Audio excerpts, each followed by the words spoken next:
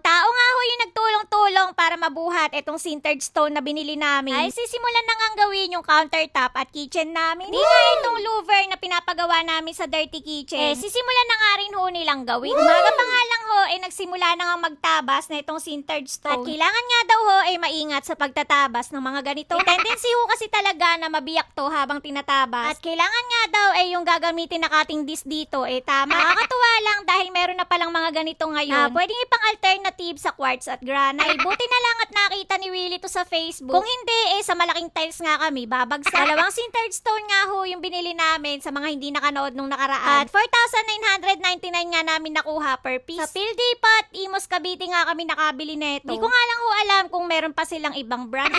Baka naman. Sukat nga ho netong binili namin, sakop nga pati yung gilid ng counter. Sulit na sulit talaga to sa mga katulad namin na nagbabudget. Saka naka-plastic nga din yung harapan. Kaya siguradong hindi magagasgas lalo na pag low. Siguro pagtatabas nga lang yung ginawa niya nung umaga. Kaya pagbalik nga ni Willie nung hapon, hetong at nakakabit na yung sa countertop. Pati nga ho yung mga gilid niyan, naka-edge na. Kaya nakaka-excite na yung magiging itsura pagka nabuo na. Bay, parang kailan lang, dinodrawing pa namin to. Ngayon, unti-unti nang nagkakaroon ng mukha itong ipinapagawa naming bahay. Abay, eto pa nga lang yung nakikita ko, wala nang ang paglagyan yung tuwa ko. At mainam na nga lang din na nagkakasundo kami ni Willie ngayon sa mga ganitong bagay. Literal na ayaw nga namin magkamali parehas. Kaya kung alin yung napagkasunduan namin dalawa, yun nga ang kinukuha namin. Balik nga tayo dito dahil pati nga yung sa kitchen, nailagay na din. Sa nga ho ito, sa pinaka nakakatakot lagyan. Dahil medyo mahaba nga din to at pa-L-shape nga din yung sukat. At ang akala ko pa, pag nilagay nga nila to, butas na nga din yung sa bandang sink. Yun pala,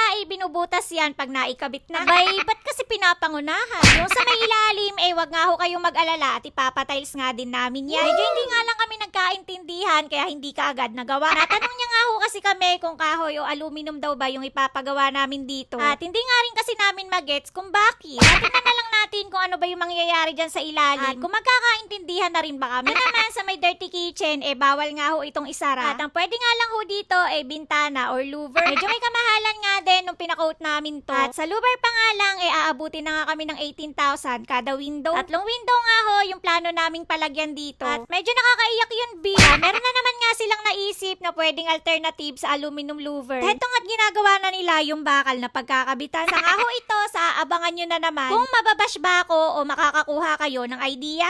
Marami nga din ho yung tinatabas nila dahil tatlong bintana nga yung pinapagawa namin. Kaya shoutout muna sa hipag ko, Angeline Malagayo Garcia ng Marilao, Bulacan. Yan, Libran sa Guhol ng Tagum City. Michael Macadin ng North Caloocan. Vince Hernandez ng Rosario, Cavite. Denise Narciso ng Mabalacat. Joey Sayawa ng San Pedro, Laguna. Romeo Esguerra Dabu ng Saudi Arabia. Carl Balintos Streeter ng Libaba, Palawig, Sambales. Kaya kung umabot ka ulit sa part ng video ko na to, anong oras at hanggang saan na naman ba nakarating itong bahay update ko? Na naman, wag mo akong kakalimutang i-follow. Kas na lang uli!